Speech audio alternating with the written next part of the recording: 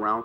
Today's guest is live over New York City. She's the CEO and founder of a unique group called Gospel for Teens. She's bringing a new energy and she's bringing a new meaning of gospel music. Today I have with me Miss Five Higginsen. Thank you, Miss Five, for taking the time out and speaking to me over the phone on the Mike Nice Talk of the Talk Show. How are you doing today? Hi, I'm doing fine today. Good. And thank you for sharing your audience. Oh, no problem. Thank you again. I first saw your segment on 60 Minutes a few months ago, and right after your segment, I looked at my mother and I said, I have to have her on my show. And I know right now you are definitely busy doing auditions and getting ready for your upcoming season, but I was thinking maybe down the future, it would be possible you could bring your teen group and they could possibly perform live here on my talk show. I think it would be a treat for me and my viewers, so we could work on that down in the future. Okay, I like that. Okay. So what started you, or who influenced you to start this whole teen group that you started in Harlem, New York? Well, two things influenced me. One, the lack of a place to send my daughter to learn more about her music, her history, and her culture. Okay. That's number one. And two, that young people who were coming to audition for Mama, I Want to Sing could not sing a whole gospel song all the way through. And I'm saying, what's happening to us, that popular music is dominating the spirit, the history, and the culture of our people, and we really need to preserve our music of our ancestors. Right. So that's what prompted me to pursue.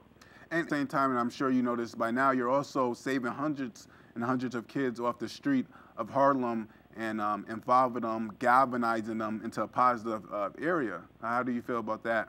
Well, you know, obviously, saving the music is the number one priority. Right. Respecting the music, acknowledging the brilliance of our ancestors, and getting to know who we are and where we come from musically is part of our spirit, part of our legacy in this country.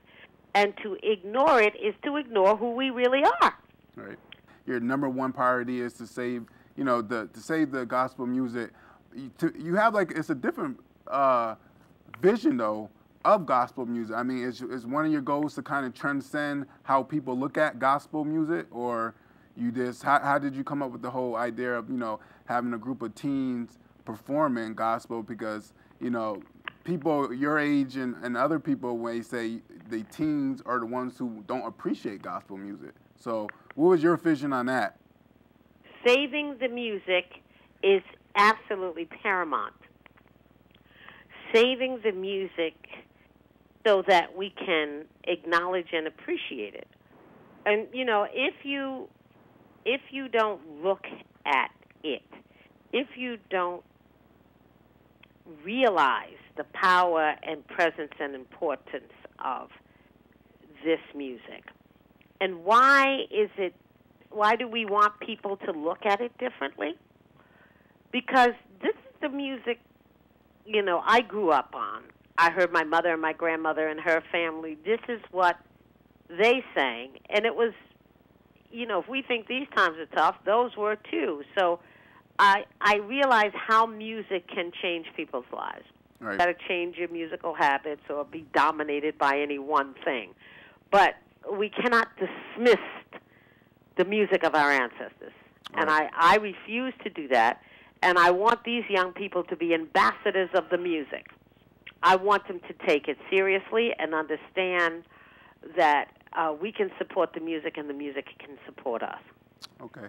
Since you started this program, what have you learned about yourself throughout the journey and working with these young teens? Anything that new that stood out and say, oh my gosh, I didn't know I could do this or I could do that? What I've learned about this program is that there is joy in sharing your accumulated knowledge, wisdom, and understanding. And that the only way to grow is to give and to serve. So these young teens are going to the Congressional Black Caucus this weekend to sing. Okay. And their theme is I lead, I serve. And I would like to think that unless I pass this music on, unless I pass this information on, that I will not have served part of the purpose I came here for. Okay.